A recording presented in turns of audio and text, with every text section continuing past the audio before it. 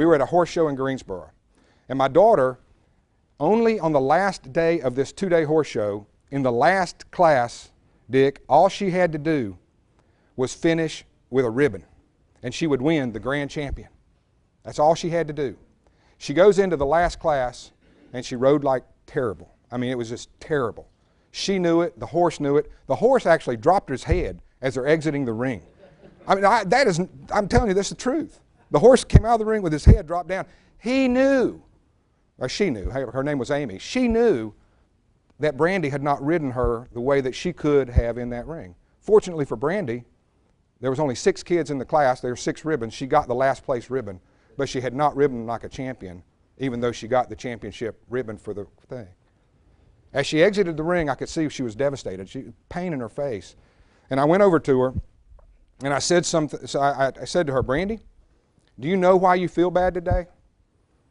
And she said, no, I don't. She was almost in tears, even though she was the grand champion, but she just didn't feel it. And I said words that I had never formulated before on paper. I had never written down before. I had never thought them through my brain before. But all those years of work, all those years of thinking through what it took to be successful, being homeless and not being homeless, all of those things came together, and I said, Brandy, there are only 3 rules of success.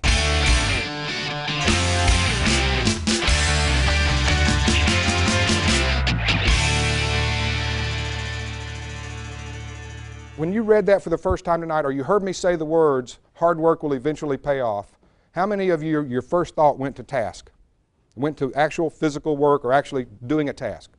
Probably the far majority of people. Almost everywhere I talk and give this speech, that's what people say. That's not the hardest work. That's not the first work that you have to do. The hardest work that you will do, the work that most people, and quite frankly most organizations don't do, is to decide, what do I want? What do I want my company to look like at some point down the road when I have determined that it is successful? What do I want my relationship with my spouse to look like? What do I want my business life to look like? What is it I want? Most people do not take the time to sit down and decide that. That was one of the first things I did when I started building Crumley and Associates back in the very first day when I started building it. I knew from day one that I was building that law firm to sell it. Even though no law firm that I had been able to research in North Carolina had been sold before. But you see, I was embarking on a new era, an era of advertising, an era where a law firm could be branded just like McDonald's.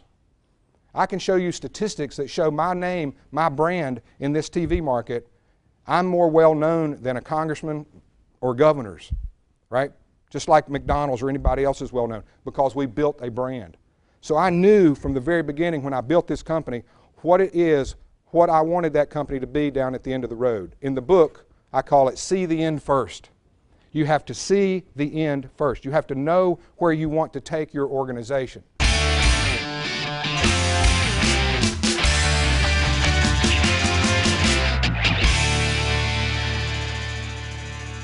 Consistent competency is better than erratic excellence. Consistent competency is better than erratic excellence. Now, can we all agree that what we're ultimately shooting for is sustained excellence? Right? Can we agree with that? Most of us would say we want sustained excellence. The problem is that most of us, me included on a lot of things, most of us are not willing to sit down and really understand how to be competent, consistently competent in every aspect of our business, every aspect of our relationships, in order to be consistently competent, to even give ourselves a shot at excellence. So what happens as a result is we go up and we're down and we're up and we're down and we're up and we're down, right? We're erratically excellent. How many people have ever been erratically excellent, right? You have a day when it was just like so good, right? I mean, it was so good. Maybe it was in your golf game. We're here at a country club, right? So maybe it was a golf game, and that day you were just, you were nailing, you were just so good. How many of your friends did you tell about it? Every one of them, right? Multiple times. As a matter of fact, they probably go, you've told me that story already, Bob, 2 or 3 times last week. Yeah, but I got to tell you it again. Right? Because it's so important to us, because it is what? It's so rare.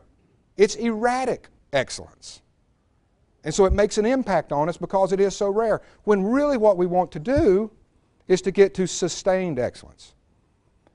So what I did in my law firm is we broke down everything within the law firm into little pieces and little parts. And we took the model of a hospital, and we took the model of McDonald's, and we said, we're going to build a law firm with a concept based on hospitals and McDonald's, right? And that's what we did. And we modeled everything that we did inside the law firm on those things. We said, we're going to become consistently competent in all aspects of handling a case. Not just have a good lawyer who can give good legal advice. That's maybe 10, 15% of the deal.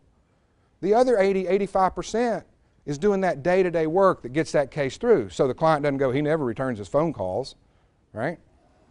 I never hear from him about what their case is all about. I never know what's going on in my case. And so we wanted to take that away. How many of you ever looked at McDonald's corporate website? Anybody ever looked at that? Would it surprise you that McDonald's does not have, as part of its corporate strategy, to be the absolute best hamburger in the world? That's what y'all supposed to laugh at that, right? Y'all supposed to, like, come on, help me out here. You're supposed to laugh at that. Does McDonald's have the best hamburger in the world? No, of course not. But it's not their corporate strategy to have the best hamburger in the world. Their corporate strategy is you drive down the road and you go, I'm hungry. I saw a billboard that says there's a Mickey D's at the next exit. It won't be the best meal I eat this week, but it will what? It will taste like it does back home. The hamburger will taste the same. The French fries will taste the same. The drinks will taste the same, right? They are consistently competent.